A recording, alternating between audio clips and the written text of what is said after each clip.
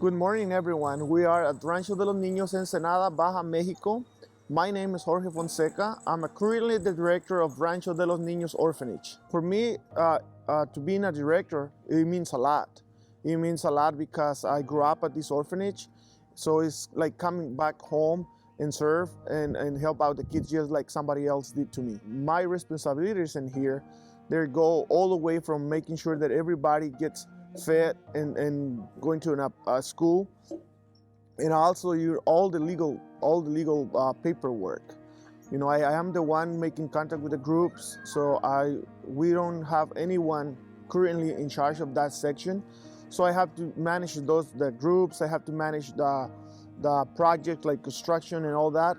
So I am the one behind all those ideas. What it really inspired me to come back, it was the need, and consider this my home for such a long time. For me especially, the fact that this place was in a lot of problems, and I just felt terrible looking my home just kind of falling apart. So I decided to come back and be here as a director. My wife Elizabeth, she got a degree in business administration, so she's the one really with the numbers. Since I'm a counselor, I'm really bad on numbers. We don't have any like a board. Usually the orphanage in Mexico, they have like a board, either way formed by churches or just members. We don't have that figure. So when we have help like the Child's Hope Foundation, they help us out a lot, specifically on projects. So we kind of count on them to develop and get in better shape our dorms and all that. It's about 80 all the time, an average of 80 per year, around the year. If we can provide them with a good quality of life, we would like to reach the number of 100, 120, but that depends, on income. And since we don't have a board, a secure budget, then with that we can play with those numbers only.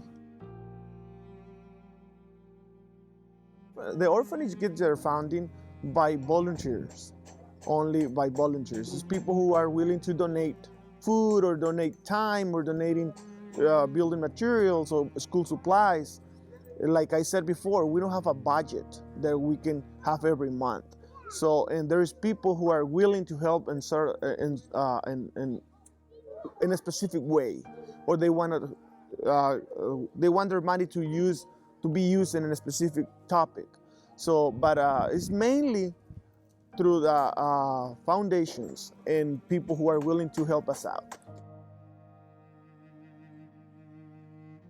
I would say 80 or 90% of the reasons that why the kids are in here is just because they're being taken away from their families because there's a lot of issue with drugs or all types of abuses. So that is why they're being pulled over here. And they got the chance, the family got their chance to rehab and recover those kids. But it takes about between 8 months and a year before they can do that. Yeah. But that's the reason why, is just because they're being pulled up with their families. And the feeling of these kids is even worse than being an orphan, true orphan, because they're not orphans. They know their parents are, hanging around or doing drugs, and that's really sad for them. They have expressed that it's easier for them to accept that their parents pass away than knowing that they're over there and they're having the kids over here. Their kids over here. Well, all depends. If it's somebody who is willing to recover their kids, the time for them is between 8 months and a year, so that once they finish their program. But if they give up on the kids, which is, at least 70%, they kind of give up on their kids, they can be here for years. We have kids that have been here for 8, 9 years. Even if their parents want to take them back, they feel this is home, so they want to stay. They've been abused, they've been beat, and they had so many problems. So we tried to make this environment that the way they can see that it's something good in here for them. That God has a plan for them. And to explain that to them is really tough, but oh, God has a plan for you. And they think, why he has a plan for me in an orphanage? But they don't know yet.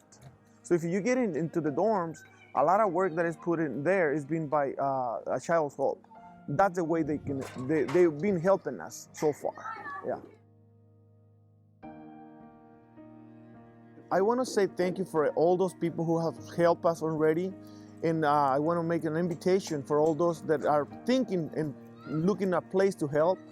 Come down, and here is a great opportunity, and it'll be a pleasure for us to have you over here.